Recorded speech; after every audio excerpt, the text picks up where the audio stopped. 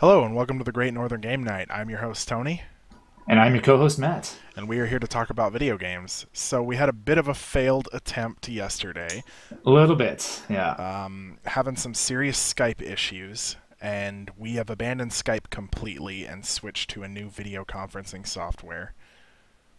The audio quality is not very good on it, so we're using a different audio fix as well. Yes, and at first I was a little hesitant about having to use an extra program for this. It seems like it's kind of a hack job, but we've been able to cut out another additional program that we were using before, so we're actually, not doing too bad. It seems like it's working okay so far, and hopefully the show will go on without interruption this time. Yeah, that's the hope. So I guess we're starting this over from scratch because I don't actually even remember what we talked about last time all that much. Yeah, something video games, QuakeCon, Blood. We Yeah. did we talked about how or at least I talked about how interesting it was that the biggest news that's come out of QuakeCon so far has been like all the Fallout 4 stuff. Like Yeah, they it's talked pretty a much little like bit a about Fallout. Doom, Yeah. but Fallout 4 was like the main star of, QuakeCon, a convention named after a first-person shooter. Or Yeah. was Quake first person or third person? Quake's first person. It's like Okay. the quintessential first person arena shooter. That and Unreal Tournament. That's the one that I played. So Yeah, I played a little more Unreal Tournament when I was younger. Good times. so It really has just been like Fallout Con, though. yeah. Well, I mean, the actual convention has lots of other stuff, but every single news article, like if you search QuakeCon in Google, it's just Fallout this, Fallout that. It's you all can't. Fallout. It's really hard to actually look up stuff that's happened at QuakeCon because all the news articles are just, hey, here's what they gave us about Fallout 4. Yep, they made that game too exciting. Like with the Yeah. announcement of having it come out so soon after just being announced, we didn't know it existed until then, and it's only a few months away. Oh, I'm excited. Okay, I can't that's wait. not. It's not gush about how excited we are about Fallout cast. So the big news that came out of QuakeCon, I think, is that there's over a dozen companions in the game, and all of the non-dog, non-robot companions are romanceable by any gender. So Yes. they didn't say if you could romance Dogmeat or Mr. Handy, but common sense would point to no. So Well, they know that, they're familiar with the modding community. They know it's going to happen one way or the yeah, other. So why spend the money developing it when the community will do it anyway? yeah, there you go, perfect. Yeah. So I wonder if that extends to the ghoul companions. will there even be any? We'll see. Oh, I think so. I think so. Have there been a ghoul companion in every single Fallout game? Well, Definitely the Fallout 3 in New Vegas for sure, but yeah, I'm trying to remember if the isometric ones did or didn't. Maybe. no idea. I didn't play very much of those. But I'm wondering if they're super specific like romance options or if it's gonna just be like Fallout 3 where you're like, hey baby, let's go bone, and then the screen fades to black and you wake up in a room with the person. Because the way that they like addressed it, it seems to me like the reason that any gender can romance any of the companions is because it's like really generic romance options. Like Yeah. they didn't talk about any specifics, so it seems to me like maybe it's just really generic, so they made it so any gender can romance any companion. See, there was another company that did that with their romances, BioWare, of course. And they did that with Dragon Age 2. And, I mean, Dragon Age Origins was a game where I think people liked the romance system in general that they had with that game, where there were some that you could only have a relationship with, some companions, if your own character was a specific gender, right? That they had a defined sexual orientation. And then in Dragon Age 2, they didn't, and it was like anybody can bone anybody. And you can see why they would want to do that from their point of view. I mean, I assume it's because they don't want you to have a character that you really like and you think is really cool, and you think it would be cool if your character could hook up with them and then just not be able to because they're straight or they're gay, and it just doesn't match. But on the other hand, I think I like it the other way around. To me, I kind of do too. Like these yeah, characters are going to have defined sexualities. Like if they're actual characters, I mean, they're not all just going to be bisexual. yeah. And that's not to say that being bisexual is any less valid, of course not. But when every single companion, and not even 3 or 4 like in Dragon Age, but like all of them, a dozen, when you have 10 different characters that all have that exact same trait, then it comes across more like just lazy writing. Like if you made every single character a redhead, or if every single character was an NCR ranger, right? Like you get bored Yeah. if that was the case, if they were all the same, or if they were all humans and there were no ghouls or dogs or anything. Like they make them varied for a specific reason, and I don't know that it just seems weird to leave out that part of their character, like out of that kind of design process, and just say, yeah, you can bang whoever you want because we don't care. Which makes me feel like that there'll be less like actual romances and more like, hey, if you say some nice things to them, they'll fuck you Yeah. with a fade to black. Like Cool. like Fallout 3 and Fallout New Vegas.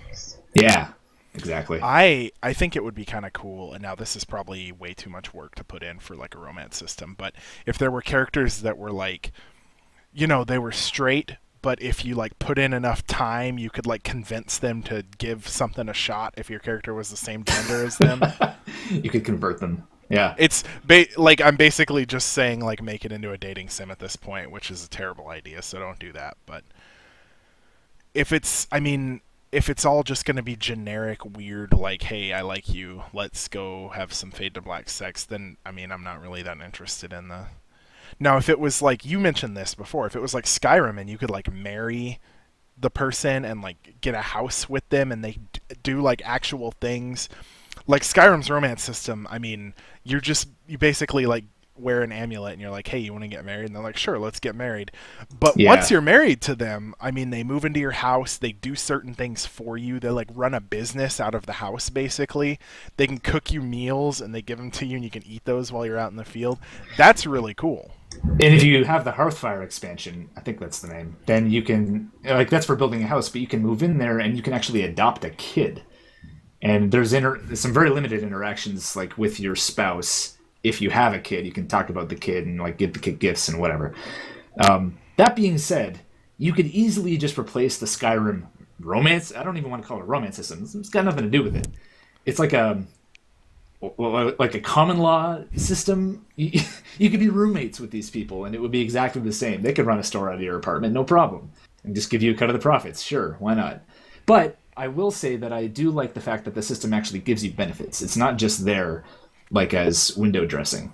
When your spouse runs a shop, every day they'll give you some of the money and some food, like you pointed out. Like, so there's at least a practical reason to do it, even if it's not really fleshed out. It's So, little stuff, but it really like adds to the atmosphere type of thing. yeah, if you're big on role playing, like if you actually think up a backstory for your character and all this stuff, and if you assign them attributes that you can't actually do in the game, but you just do it because you think it's fun, then it would be good to have it a little more fleshed out to kind of cater to that crowd. And of course, these are role playing games, so that would be nice, to have that. Actually, speaking of the fact that it's role playing games, something else I wanted to talk about. They have shed a little more light on the perk system of Fallout 4. Oh, yeah. Some details released at QuakeCon. Yeah, you read about that? So there's no like the skills that you would have, like lockpick, like light guns, those type of skills that you had to like put points into. They're out the window, and it's completely replaced by the perk system. So like you get perks that increase, like you get like a science perk, and when you take that, it gives you like, it acts like you have like maybe like 25 points in science if you were comparing it to like Fallout New Vegas. And you could take those perks multiple times to get more and more ranks in that skill. So there's a lot more perks, and then at first it looks like there's not as much customization, but they basically just moved the overly bloated skill system to perks. So like, when you're leveling your skills up, if you go from like 18 to 23 in a skill, there's no real difference. Like there's intervals at the skills, and that's when you actually get stuff. So like when you hit 25 in science, that allows you to hack easy terminals, but you don't get the next level of terminal hacking until like 50. So there's like little tiny increases that happen between that, but the big stuff doesn't happen until those intervals. So replacing it with the perks, it gets rid of a lot of the bloat that would come along with that system, while still allowing you to basically customize your character. And you get a perk every level now instead of, was it every 2 levels? It was every 2 levels. Yeah. Is the default. Yeah. Yeah. I can't remember because I always play with the mods that give you a bunch more perks and give you a perk every level. So Yeah. I do that too. I'm greedy. I like it's easy just mode. so much more fun when you get to pick like crazy perks and stuff.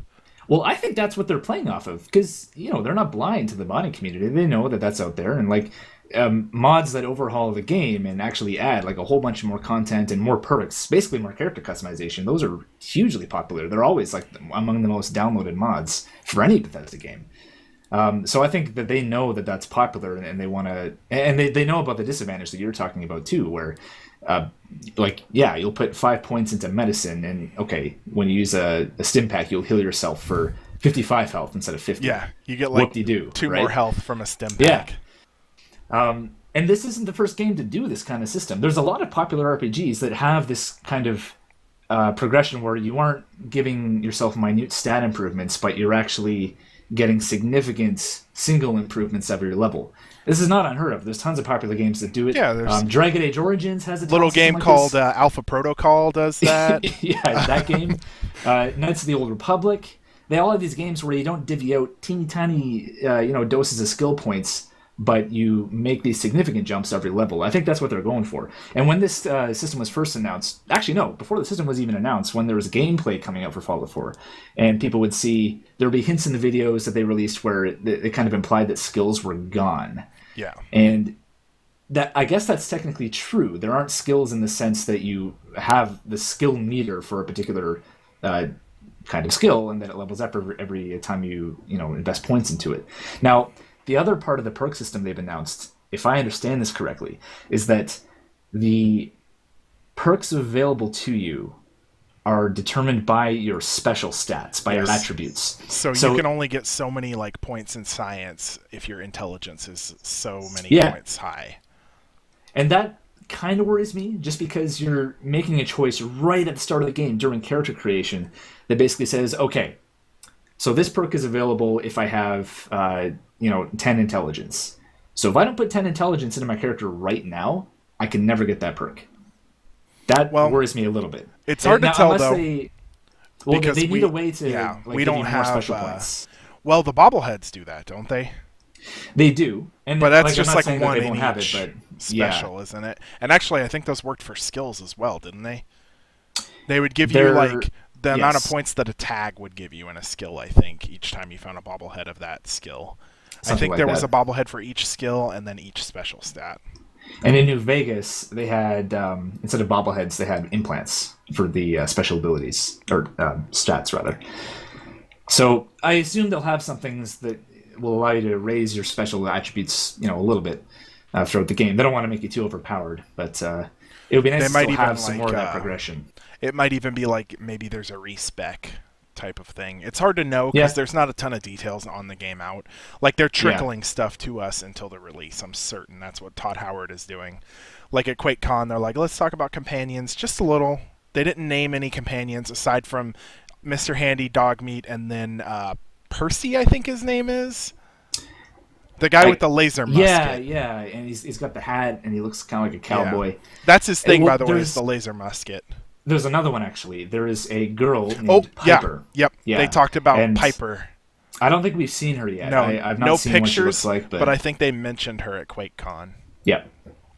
So there is, like you said, they're kind of giving out little snacks until release. Seems that way. I don't want to talk too much about it because there's not like a ton added. So maybe we're gonna hold off on The Witcher because you want to segue that into something else.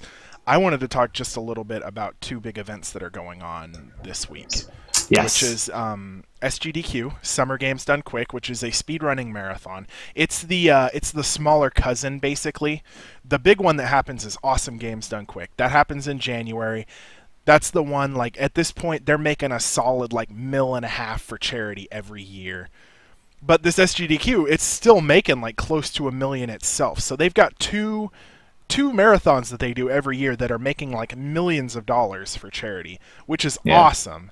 But if you've watched or been part of, like I've speedrun some games. I wouldn't really call myself a speedrunner. I have one game in specific that I practiced a lot, but what I like to do is it's called blind races, where like you play with someone else. I have a friend, he doesn't have internet over the summer, so we haven't been able to do this, but we'll pick a Yeah. game. Neither of us have played it. We don't know anything about it. We don't look into it, and then we just try and beat the game faster than the other person. We did this with like Shovel Knight. We've done this with a bunch of Mega Man games. Usually it ends horribly. Usually we pick a game and it ends up going for like 7 hours, and we didn't realize it was going to take that long. That sounds familiar. We did Michael Jordan Chaos in the Windy City, which is a Super Nintendo game, and it took us like 6.5 hours, and that game is really hard.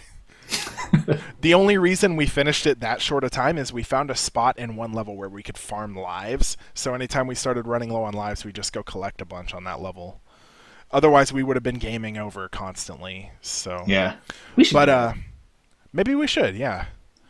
One thing though, there's the thing that I tune into, because I don't really watch it that much anymore. I don't have the bandwidth to watch a stream for a week straight. Yeah. And also like the whole event has gotten really weird because it's gotten huge at this point. So it's understandable that some things would have to change.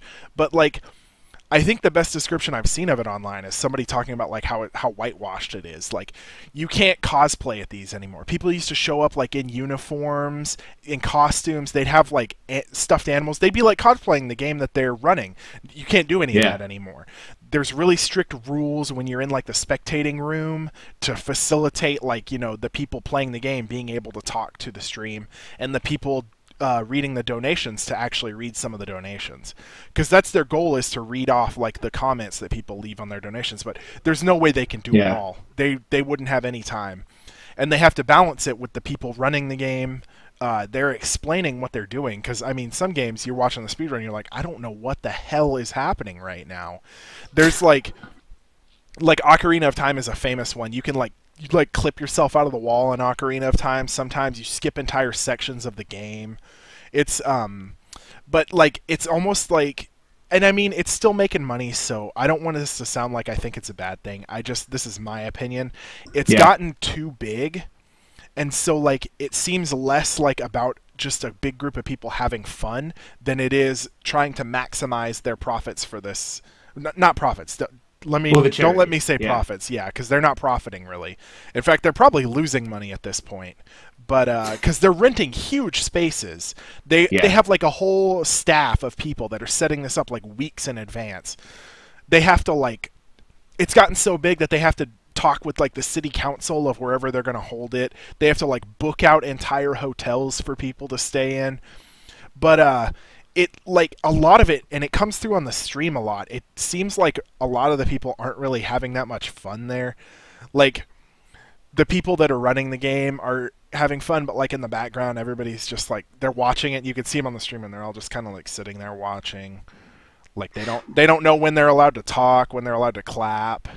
Well, you know, I'm not as familiar with the speedrunning scene as you are, but that sounds a lot like a lot of people who really enjoy games, actually. Because I know when I play a game, even like there's some games where I'm having a great time and I'm like actually smiling and laughing, and like when I first played Splatoon, that was so much fun, and you know that really made me crack up. But there's also games where when I'm playing them, I get really into them, and like I look mad when I'm playing them, or like I look like I'm having a really shitty time, but I'm actually not. Like I'm actually like having my mind blown by how good it is. I feel like maybe also because of what you were talking about, where they're more strict on the rules in these events. I feel like maybe the people that still go are the ones that are actually super into it, and they're there and they're sitting and they're just kind of stone faced, you know. But they're probably actually like, you know, watching everything, and you know, like that's their jam, right?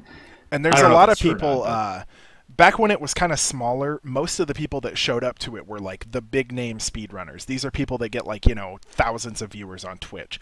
So Yeah. like, they were really like natural with talking to people, natural with explaining like what they're doing in the game. Like, they've been doing it for years, and it's basically their job at this point. And like, I don't want to give these people too much crap, because it's pretty hard to, you know, step in front of a camera that hundreds of thousands of people are watching at this point Definitely. and have to explain what you're doing in this game when a lot of it doesn't even make sense. But you can definitely tell that as this gets bigger, more and more people are coming that aren't really like. There are people, that are getting in now that don't really even have that many Twitch viewers, but you can tell that a lot of the times they're super awkward. And like, I don't hold that against them, like I understand, but it Yeah. makes watching the game kind of awkward because like they don't really know what to say.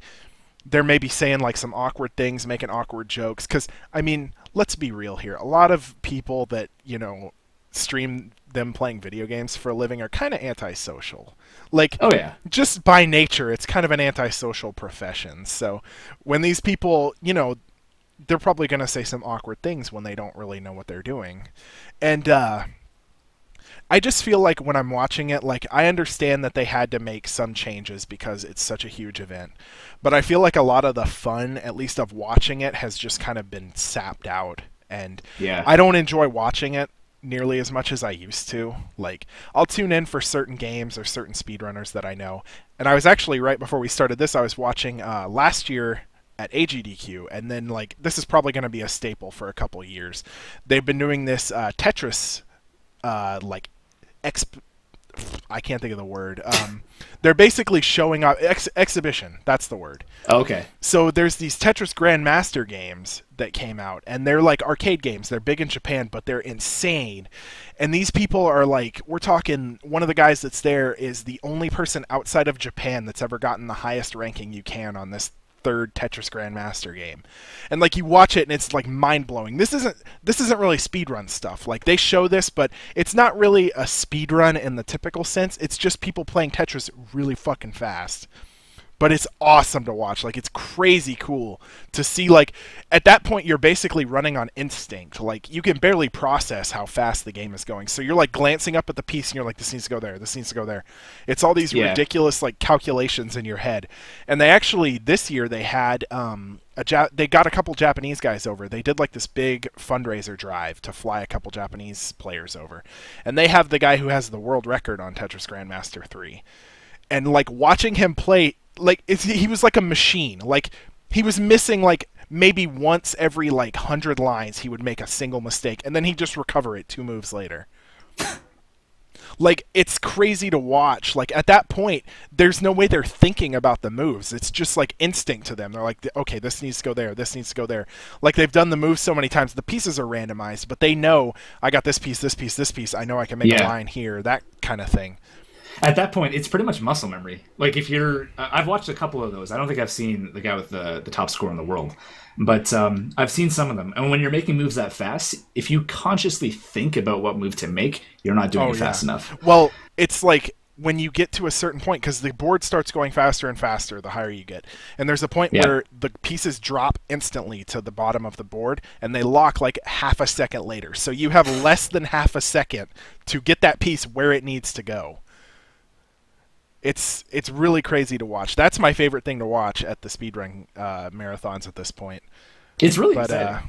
I couldn't believe, like, someone, the first time you linked me to one of those, and you told me what it was, and it's Tetris, and my first thought was like, oh, Tetris. You're thinking like Tetris then, on the Game Boy or something. Yeah, I had that on the original Game Boy. And then, so I was like, all right, well, whatever, I'll watch it. And then I was blown away. I couldn't believe how exciting it was to watch somebody play Tetris, of all things. And, like, people get pumped up over sports and racing and all kinds of other stuff. I never would have thought that that's as exciting as it is. I was pretty impressed. So I definitely get why it's so popular. And speedrunning in general, I think it's the same kind of excitement surrounding that as stuff like these high-speed Tetris games. So it's hard to put in words. I would suggest anybody watching this search up like Tetris Grandmaster AGDQ or something, and you'll get like what they did at AGDQ, and it's crazy. Like, after you finish, so just a quick like description in the third game, there's rankings. There's a ranking system, and the highest ranking that you can normally get is Master M or whatever. That's like it. And to get Grandmaster, which is the highest ranking, you have to rank as a Master M 5 out of the last 7 games that you've played. And then after you finish the 5th game, it puts you directly into a harder version of Tetris. There's no break. There's no time to prepare. and you have to beat that with a certain score in a certain amount of time to be ranked Grandmaster.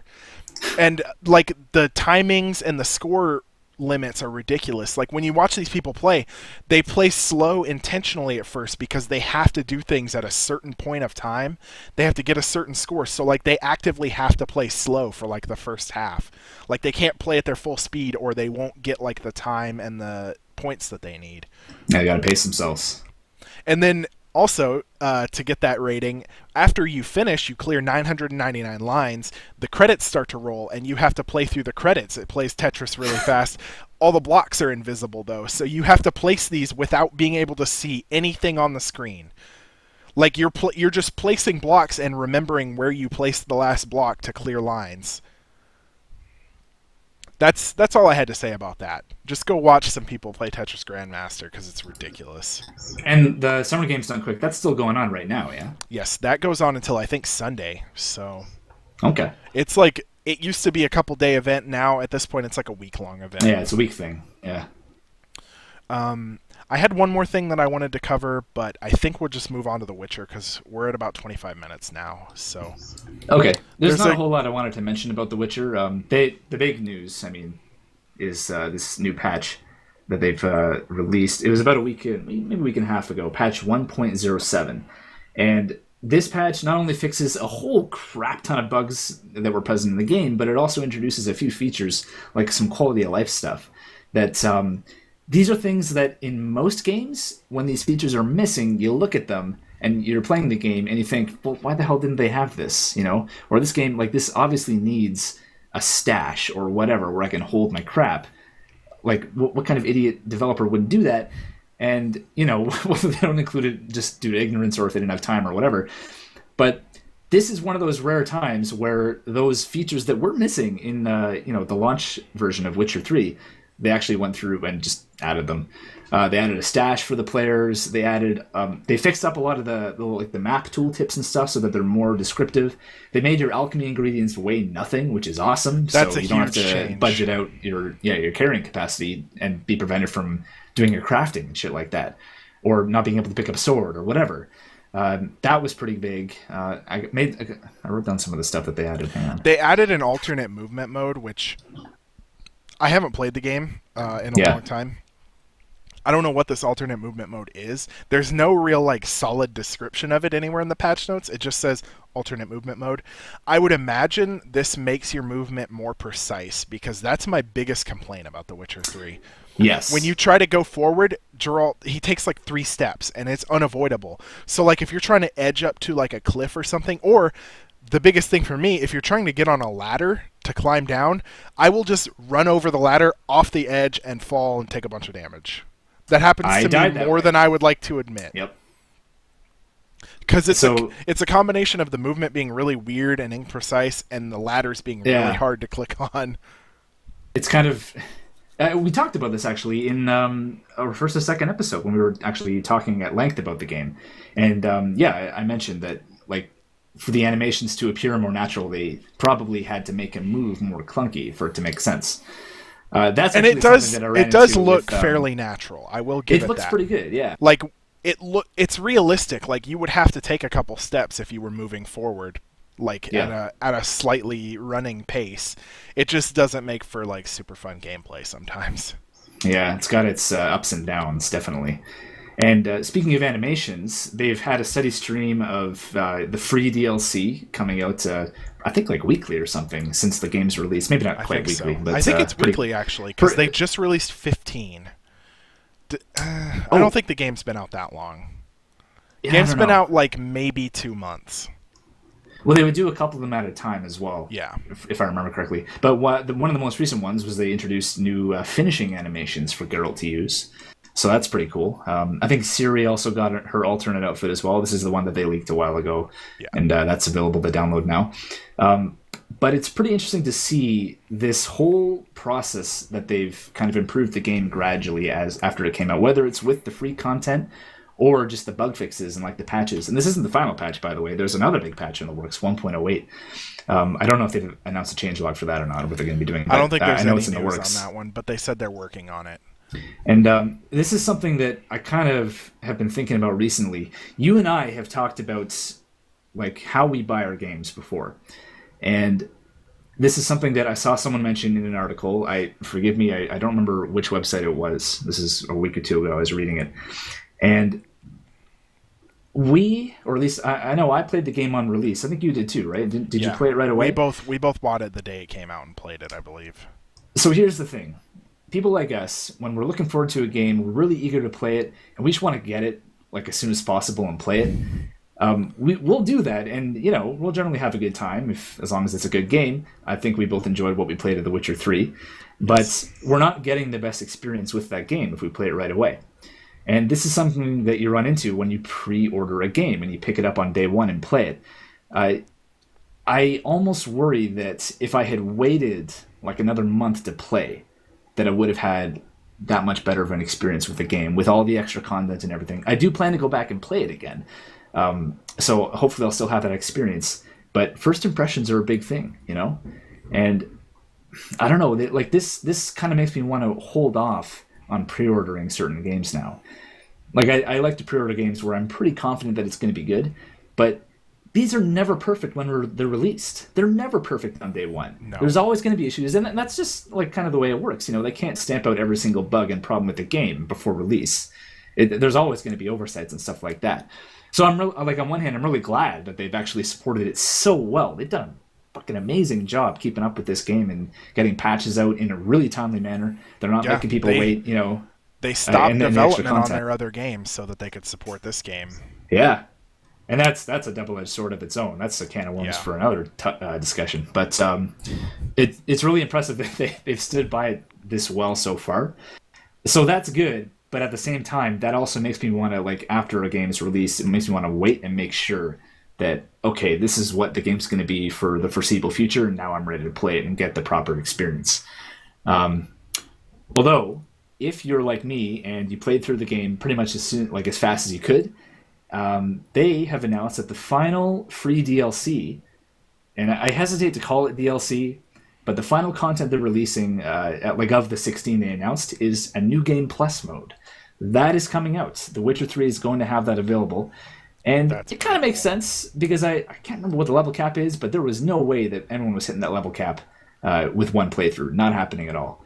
Especially with the major story DLCs that are coming out. They estimate that the 2 DLCs put together are going to add about 30 more hours of gameplay to a game that already took me 50 hours to beat. Like, that's a huge chunk of extra content. Blood and Wine and the other one. Do you remember the name of the other one? No. I haven't really looked into the DLC all that much. But those are the 2 major story ones. Those are probably going to cost money because it's a lot of content. Definitely. But yeah, so I'm actually going to wait for those to come out, I think. And then I'm going to do a New Game Plus and play through it all again. And then I will get the complete Witcher 3 experience. But I wanted to ask you, this is like what my whole point here.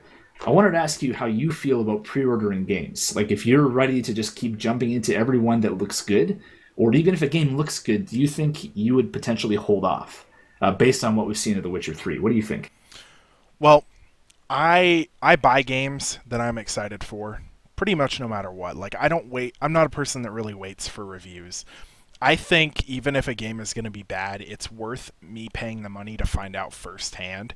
Because when I follow game reviews, half the time I don't agree with them anyway. Like, I enjoy game like Alpha Protocol, which is our game. It got terrible reviews. Like, it got really bad reviews, and I think that it was really buggy on release.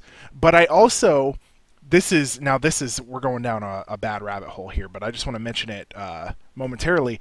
I think a review should hinge completely on gameplay.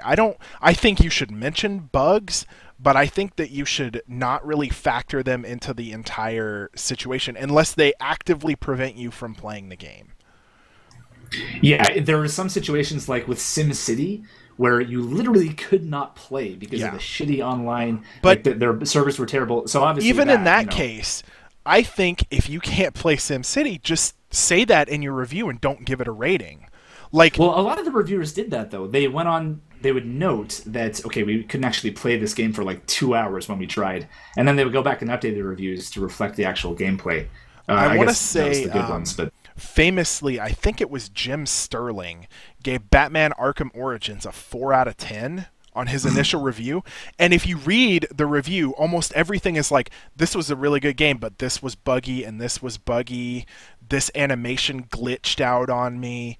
Like, you're not giving an accurate representation of the game if you mark it as a 4 out of 10, because that score sticks forever. They don't go back and change those scores, but those bugs may get patched later. And then you've got, if the only problem with the game was the bugs, then you've got a completely bug-free experience at some point after they, squash the major bugs.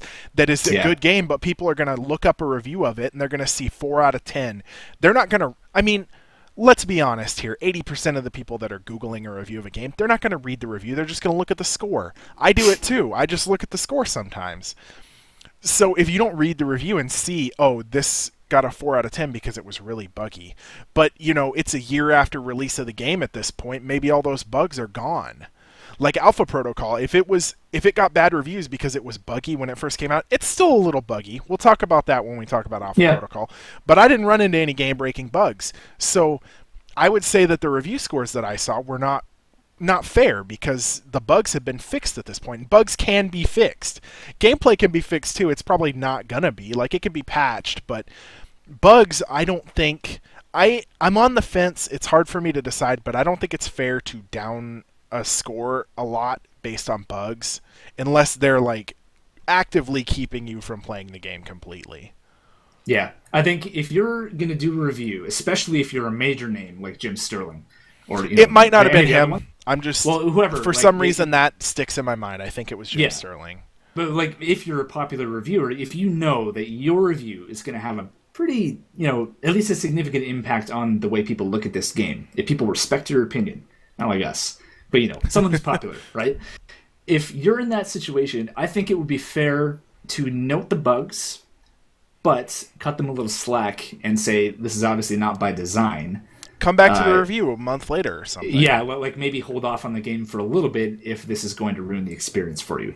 I would not, unless it's severe, I wouldn't include them in a review score, but I would note them in the actual review. Oh, yeah, definitely. So, but I will say that this is a problem of the time, because we shouldn't have to cut a review slack for bugs. We should be getting finished products on release date of a game, and we're not. Like, almost ever at this point.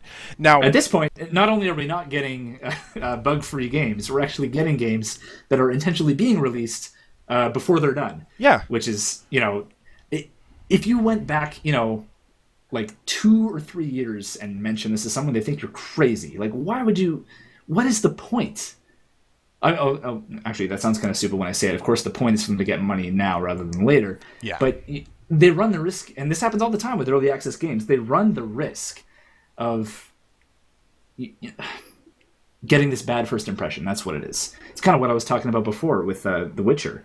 People are going to play their game, and this happens all the time with early access games on Steam. You look at the reviews, the user reviews, sometimes people will be reasonable and say, yeah, well, I know it's early access, but, this is my opinion. Hopefully the developer will fix it later. But what use is that? What is the point of that review? It's like, well, this is how the game is now, but it's not going to be like this. Why even bother, Here's like the biggest issue for me is early access has this stigma attached to it at this point. So developers don't want to be in early access. So they're releasing these games unfinished intentionally so that they can say, it's released. We released this game.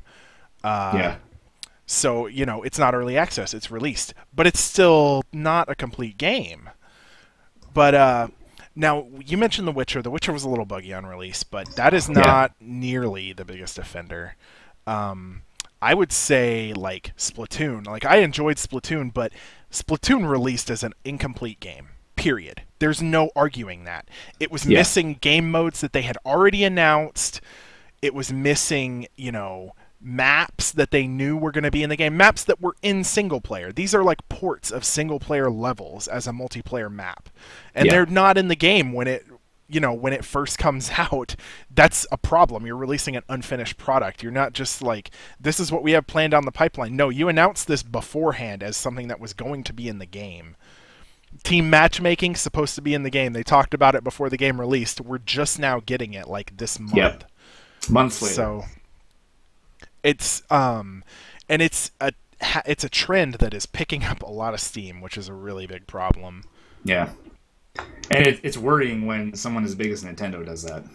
You Yeah. know, if it's a little indie developer or something that nobody even knows about, it's not a big deal. But man, if that picks up steam, no pun intended, yeah, that's going to be pretty bad. I'm not looking forward to that day. Yeah. I guess it kind of already has, unfortunately. Yeah, it's here. Yep. Well, do you want to head over to the trade-in now? We're 40 minutes in. We got about 20 to talk about what we're going to do and so on. Yeah. All right. Well, you want to kick it off? Yeah, so we played Alpha Protocol this week, both of us. I would call it like Mass Effect, but in an espionage spy environment, basically. That's what it reminds me the most of. The gameplay's Yeah. fairly similar. The gunplay's not amazing, but it's also not terrible. It's just kind of middling. But the biggest thing for Alpha Protocol, and the thing that drew me in the most, is the branching storyline and the dialogue options are really cool. So this game is probably the most in-depth game I've played in terms of like dialogue options that it gives you. Mass Effect has these cool dialogue options, but they're static. Like you're going to go into a conversation, and no matter what you've done throughout the game to this point, you're going to have the exact same dialogue options, and maybe like a Paragon and a Renegade option. Yeah. But Yes. No. I should go. in Alpha Protocol, Basically. literally every choice you make affects something later on in the storyline. Like, you will not have the same gameplay experience as someone else, almost no matter what you do, unless you know the exact dialogue choices that they made and you make those same dialogue choices. Yeah. There was actually something about that I want to mention. Something I really liked about this game.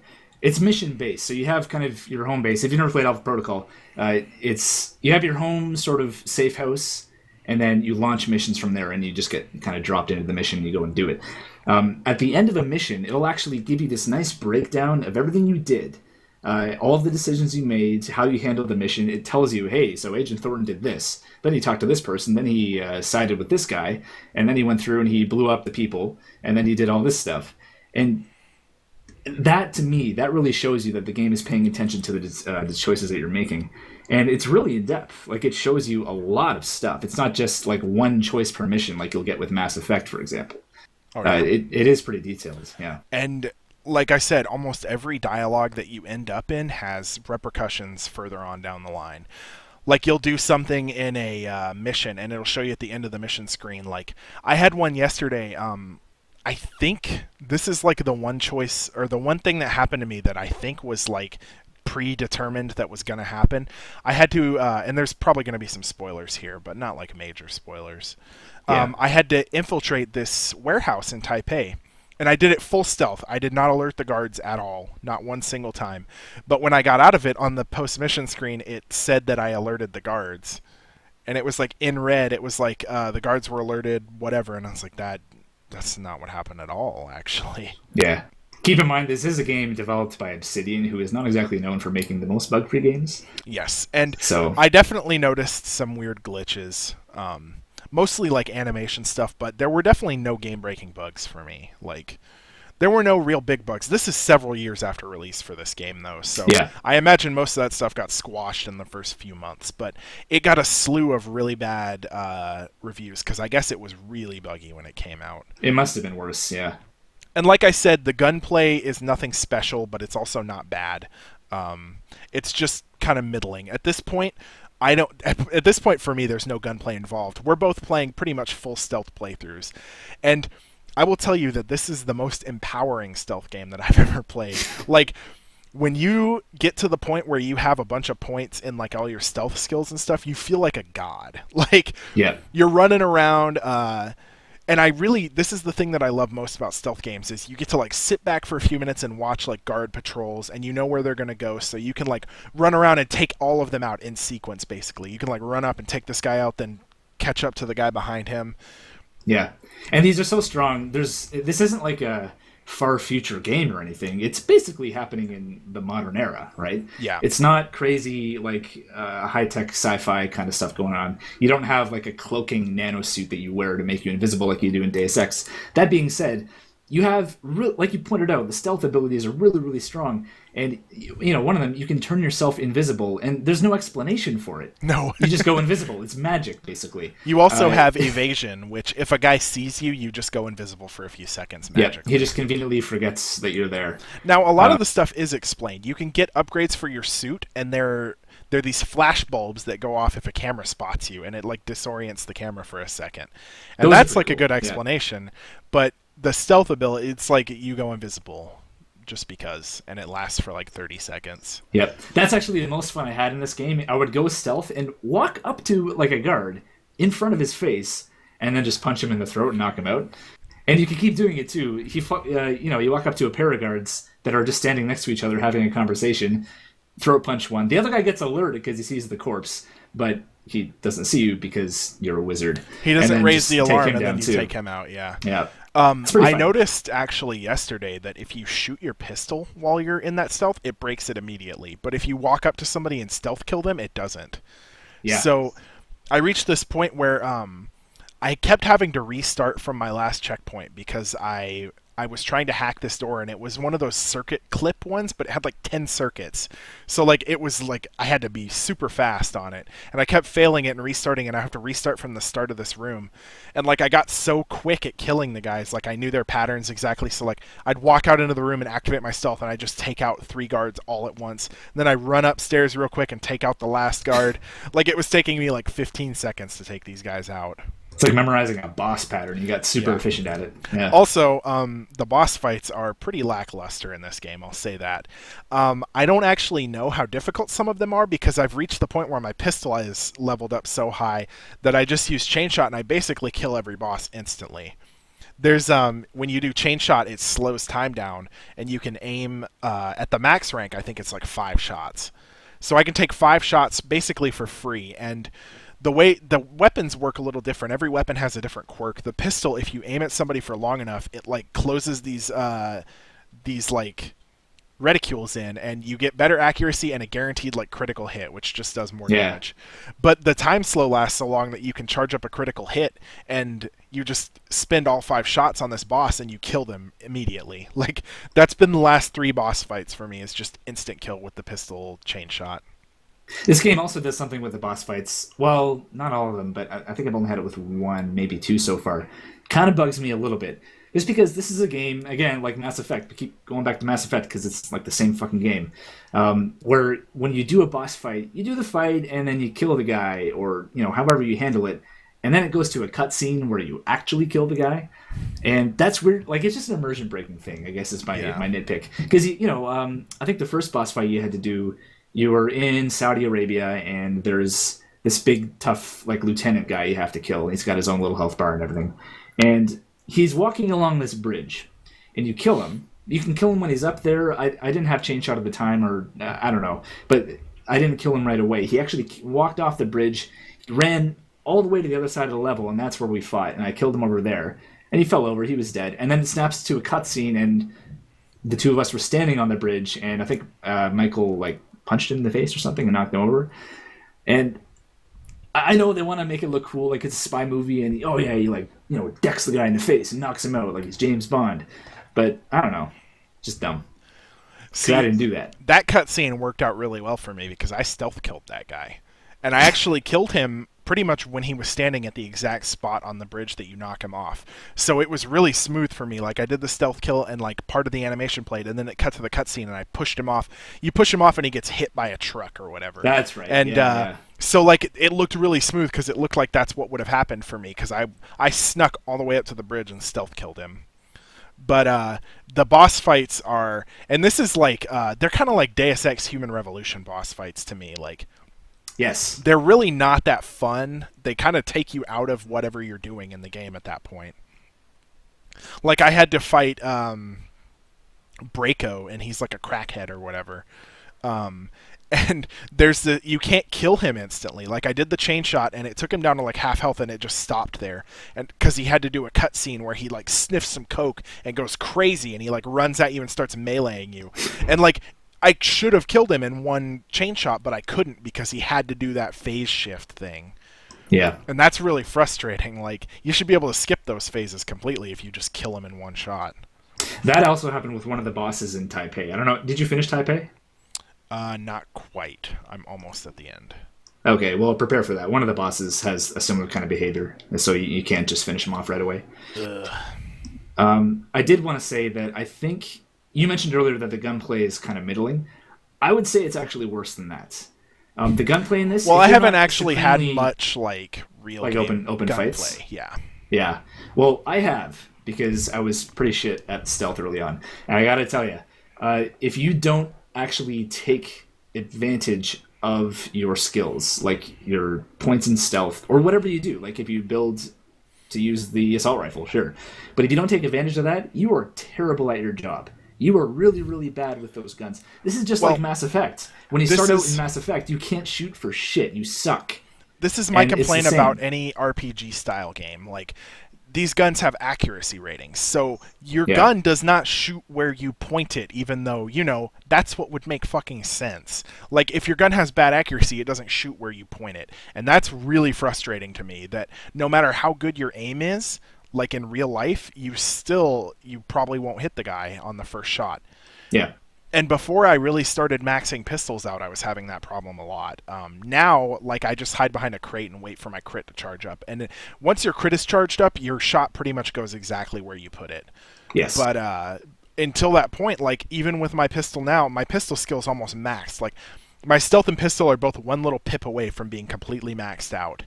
But, I mean, if I don't charge the shot up, I miss, like, half my shots, which makes Yeah. it really hard to do something stealthy. Oh, and I've had a couple panic moments where I didn't notice a guard was right around a corner, so I'd bump into him, and I would start hip firing at the guy, panicking, and your shots go way wide if you're Yeah. not aimed in. It's really bad. And the reason why this is a peeve for me is because in these games, like in Alpha Protocol, and again, there it is again, Mass Effect, you're not supposed to be playing like as a green, never seen any action like dude. Even if you select the recruit at the start, you still have experience having been in agencies before. Like, I don't know, they pluck you out of the CIA or something. Yeah, you Like- were in the CIA for like a month. I picked the recruit Yeah. option, which we'll talk about that when you're done with your My tirade. Yeah. yeah. It's just that, like, I'm better with a gun than this guy is. I am, really. I've only been to a shooting range like once, but nobody sucks this bad. Yeah. Unless you're like, like a paraplegic or something. There's no way you could be this bad when you're sitting there in cover, you're not moving, and you're aiming carefully, and you still can't hit a guy that's literally 15 feet away from you. Are you kidding me? Come on. It should be a little better than that, I think. For me, I'm done. once I got my stealth high enough to have awareness permanently on, the game got incredibly easy. Like, I haven't Yeah. really had any issues with anything aside from like fucking up a lockpick and tripping the alarm. So you have this ability that you can use if you go down stealth called awareness, and when you use it, it shows you where the guards are and which way they're looking. But if you go high enough in stealth, that's just on all the time by default, so you always know where every guard is. There's no way for them to be hiding. Yeah. Aside from the fact that this game uses weird loading techniques where like part of the level won't be loaded in until you open a door to go to that level. So like you'll open a door and a guard will just appear in front of that door, and you're like, oh Yeah, they'll shit. spawn. Yeah. They'll spawn behind you, too. There's a couple levels where you have to infiltrate and then escape. Oh yeah. And all the guards you killed on the way in just get replaced. Yep. So, gotta Now, prepare I for will that. say that it sounds like we've been ragging on this game, but this game was a ton of fun for me. Like, Yes. it was a little difficult when I first started out because you pick like a class basically, and that decides where your stats go. And you can change those. It's kind of like Mass Effect. You can change like it's got basically the exact same skill tree type of thing as Mass Effect. It's got these little pips, and you select them as you level up.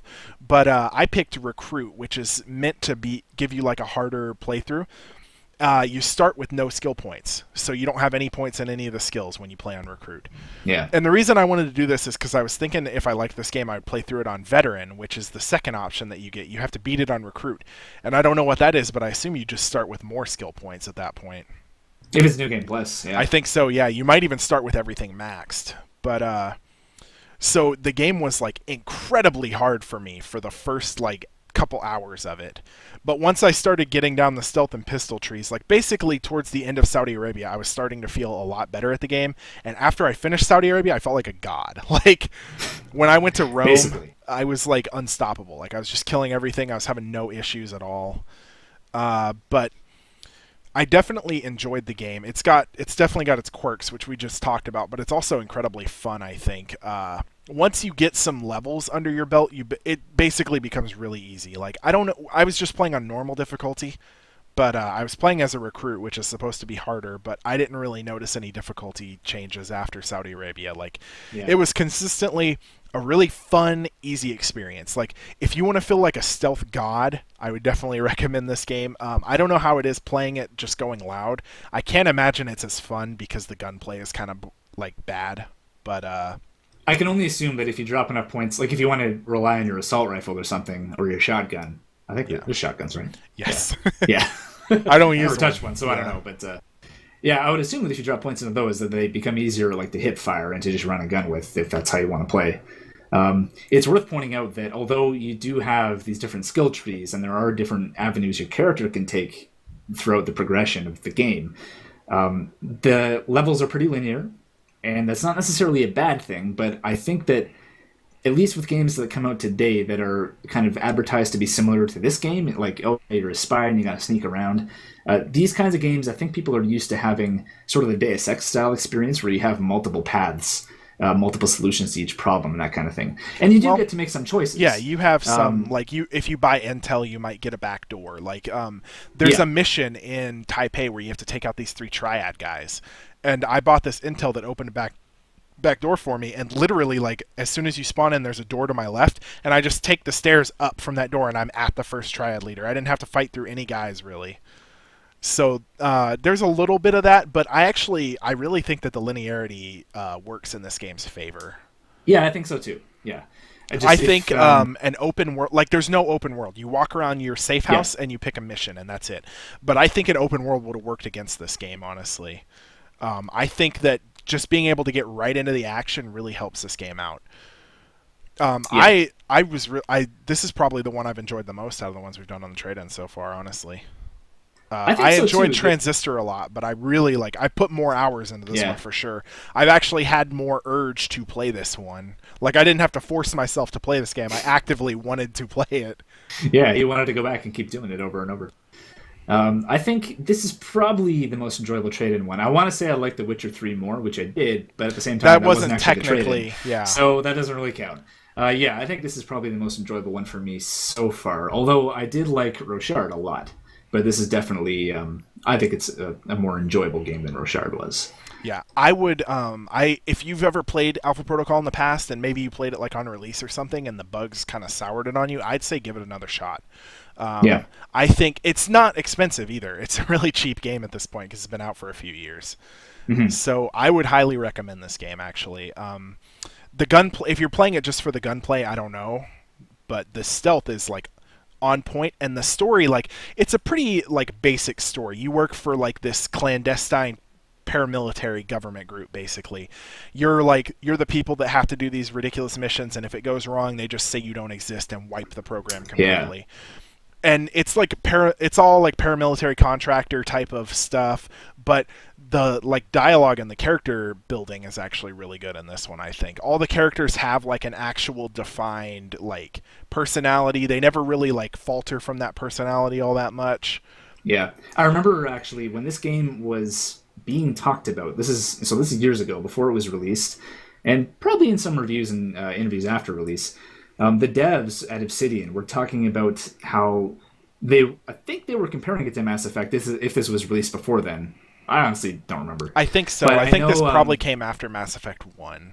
They didn't want the conversations to be clear-cut, like, nice guy, bad guy choices. Instead, they would give them personalities. So quite often you'll see one that is professional, where you're very just like by the book, like, all right, yep, let's do it. What do we need to do? Like, you're not joking around or anything. The main 3 are professional, casual, and aggressive, I believe. And sometimes if you're dealing with a female character, you'll get like flirtatious options instead of casual options. But the 3 base options, I believe, are aggressive, casual, and professional. And then at the start of the game, I had an extra option called Recruit because I picked Recruit. That went away after the training missions. So basically, after the tutorial, I didn't have those options anymore. Yeah. Well, I think that's pretty much all I wanted to say about Alpha Protocol. I also liked it a lot, despite my complaints. I would just say, if you're going to play the game, don't go into it expecting it to be a shooter experience. No, it doesn't play like a shooter, really, although it is technically a first-person shooter. Or is it? Yeah. Third. Why can't I remember this? It is third person. Yeah. So yeah, I don't. I wouldn't recommend going into it hoping it's going to be like a single player campaign for Battlefield or Call of Duty or whatever. It definitely the shooting is not as tight, I guess, as those No, games. it's not tight at all. But it's a good stealth game. I think it's a very cool, like spy kind of intrigue, political sort of story that's happening. Um, it's pretty typical as far as the story goes. You know, there's corporations and greedy people and the gangs and stuff like that. It's It's all cool about the if you like that characters, kind of really. setting. Yeah, yeah, it's very very character based. Michael Thornton, you're the character that you play. I thought some of the stuff he does and says is kind of cool.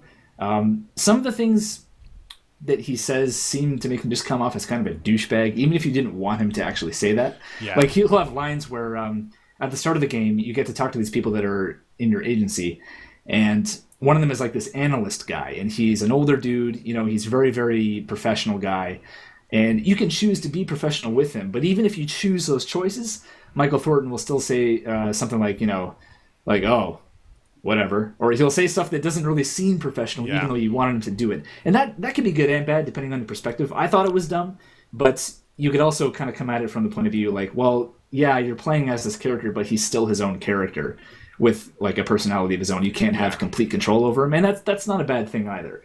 It rubbed me the wrong way a little bit just because I was expecting some of the choices to be a bit more diverse from one another, some of the dialogue choices that you can do. Whereas it seemed like no matter how you came at it in some of the conversations, not in most of them or even all of them, but other way around. But yeah, he's definitely his own person, I guess is what I want to say. You don't have complete freedom over him. Yeah. Even with the character customization, you do get to kind of fiddle with how he looks.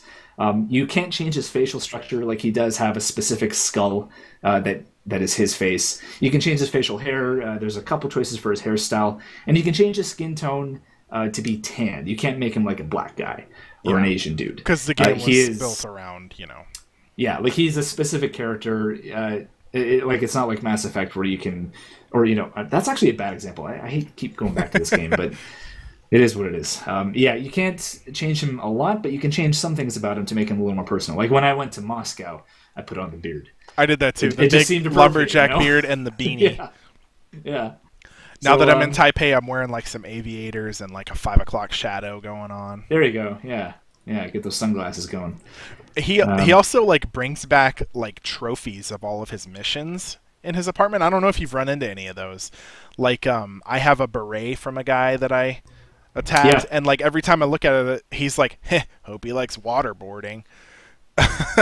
But I have a ton of those now. But I also have these weird. So there's this guy named Darcy, and he runs the explosives course back where you are. And for some reason, Thornton has these pictures that he brought along with him. He has a picture of Darcy, like it's like a glamour shot. He's like in a suit, but he's holding like a suit jacket over his shoulder with one finger, and it's like it's next to his bed in every safe house that you go to. It's like, what is it? Like, why? Well, that's just like that guy's personality. I think like part of him kind of resents your character. Like they're buddies, but at the same time, he's like he's kind of an asshole. So Yeah, he but just why- likes to mess with you. Why I don't does know. Thornton have that picture? Why does he put it next to his bed every safe house he goes to? It's weird that he didn't remove it. That's a little odd because obviously Yeah. he like gets these trophies and he puts them there. But at the same time, the safe houses were like prepared for him in advance. Yeah. So those obviously Darcy kind of planted like what an asshole. Also- and he'll put those pictures up. Slight spoiler alert: your guy gets betrayed basically by the U.S. government, and like these people, this person that he has a picture of next to his bed is actively like hunting him down. Like, Yeah. why do you want that picture there? That guy is your enemy at this point. You're also really bad at hiding where you are. Like you're supposed to be on the run, but everybody knows who you are. But then you when do they these find you. crazy missions where you like blow stuff up. It's like, oh, good job being clandestine. In fact, if you only pay attention to the story and you don't consider how you build a character, this guy's a pretty bad secret agent. Yeah. He's not a very good covert agent. He's not good at doing covert stuff at all. He goes loud. Here's what I don't understand. We're getting a little off topic and we're running out of time, but the person, so one of the characters is like on your side and they contact you. They're your like handler after you get betrayed. But they're they're at work in the Alpha Protocol base contacting you constantly. Like, does nobody notice this? Is there no like tracking system or anything on those systems? It's like a super like technologically advanced spy area. Like, you would think that Yeah. they would be monitoring any outgoing transmissions from their building. Well, I haven't finished the game yet, but I suspect that that's probably going to come into play. I would not be surprised at Probably. all. Or even if she betrays you, I bet. Oh, Because, oh, you that never spoiled happens who in it these is. games. Said Well, the whatever. gender. It I doesn't don't care. matter that much. But But, yeah, that's I what don't know I if was that's going to thinking happen. is, like, she's got to be betraying you because, like, how would she be covering up the fact that she's contacting you? She's, like, using all these Alpha Protocol resources, like Yeah. safe houses that they don't use anymore. She would have to look those up in the system. She's contacting you from her workstation. Like, none of this stuff would fly under the radar at a spy organization. Like, come on. And you know what? She said something like, hey, like, this is so covert that we don't even know all the supplies we have. So you're fine. Go use the safe houses. Someone Like, knows no all those way. supplies. There's no way Yeah. that an organization like that could operate and not know where their shit is. That's Yeah. ridiculous. It's I don't believe it. a little far fetched. Yeah. But I really like. I want to close out by saying that I did enjoy the game a lot, and I'm going to finish it probably this week. Me I too. was thinking. I didn't talk to you about this beforehand, but I was thinking maybe for the trade-in, instead of like rating a game on a scale, we should say like we will finish this game. We might finish this game, or we will not finish this game if we don't finish it. Or like, I would play this game again. I might play this game again. Like something like a concrete, we will finish it. If I have time and I don't really have any other games to play, maybe I'll finish it. Or I'm absolutely not going back to this. Well, I think Alpha Protocol, I definitely am going to finish it. I know I say that every time, but I mean it this time, I promise. It is a game that I think I would go back and play again. It's not too long. This is probably going to take like maybe 20 hours to finish. You could do it in a week. I'm at like 16, I think, but I've been doing every side mission, like all of the stuff that I can do. And also, if you play through in stealth, you're going to add a couple hours to your gameplay minimum because you're going to be taking a lot longer to do these missions. Like some missions, you have to creep around for like 5 minutes before you get any kind of hint to a guard pattern that you can follow. Mm-hmm. Well, that's about all I have to say about that game. Do you want to jump into next week's? Yes. So we're going to have a day less to do this because of our technical issues. But I don't think it'll be a big deal because I don't think either of us would have finished these games even with an extra day. Maybe. I mean, if we get into it as much as Alpha Protocol, maybe. I think you might for yours. I don't know. I'm not so certain about yours. So I am going to be assigning Matt Batman Arkham City. Now, he owns Batman Arkham Asylum and City, and I was debating if I should assign him Asylum first, but I didn't want to assign him both of those games on the trade-in because they're pretty similar, and I think City is just a better experience overall. You don't need to play Asylum to understand what's going on in City. It basically explains everything at the start of the game, but City is just a much more well-polished game than Asylum, period. So I think that's the better choice to assign. I think you're going to enjoy it. It's a lot of like that free-form combat type of thing. I don't know if you've played any games that have that combat style. You haven't played Assassin's Creed, really, so it's a little bit of one game I've played that's like that, and I only know this because I've seen it discussed. Remember Me has a similar... Like, everybody compares that to the Batman game's combat, so I'm kind of familiar with it. You played a bit of Assassin's Creed 4, so like it's that sort of combat like where you just kind of move the control stick in the direction of an enemy and press the button, and Batman will do an animation to get over to him, and like bat senses pop up above their heads to like let you know that you need to counter them, that kind of stuff. It's really like free flow combat, but the gameplay itself is fun. Like the detective stuff is fun. It's a really fun world to explore. Arkham City is the world is never quite safe, so you want to spend as much time as possible moving across rooftops, which feels really empowering and fun because you're like grappling onto statues at the top of a building and like whipping up there. It's the exploration options that you have are awesome, so I think you're going to enjoy that. Yeah, I'm definitely looking forward to it. That's one of those games... Actually, that's a series that I have never played, but it's one of the ones that I always hear people talking to me about. Like all my friends, my buddies at work, you... Like everyone I know, it seems like, has played at least one or two of those Arkham games. Even people I know that say they don't play video games, I'll later find out they're like, oh, yeah, I played Arkham. I played Arkham Asylum, Arkham Origins, whatever. So yeah, I think I'm going to enjoy it a lot. I'm definitely looking forward to trying that out. I've already got it downloaded. I'm ready to go. And as for your game, sir, I'm going to be assigning you Jedi Knight 2, Jedi Outcast. And this is actually the, let's see, I think it's the third game in the series. I think so. Series started with Dark Forces, and that was back, like way back. That's a game where you can't even actually pen up. You just pen like side to side. I'm glad you didn't assign me that one. It's now, that being said, Dark Forces is still pretty fun, and you should play it at some point. But it's not necessary to play to understand what's going on, of course. And then there's Dark Forces 2, Jedi Knight, and that's where the character you play in Dark Forces, Kyle Katarn, kind of comes into his role as a Jedi. And then in Jedi Outcast 2, you are kind of continuing that story. There is a big graphical leap between Dark Forces 2 and Jedi Outcast.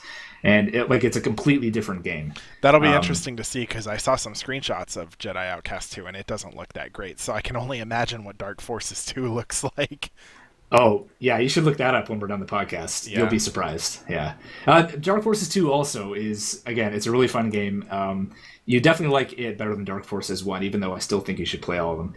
But yeah, I'm assigning that to you. I definitely give it a shot. And it's not that long of a game. I think you can definitely finish it in the 6 days if you put the time into it. I would say it's shorter than Alpha Protocol anyway.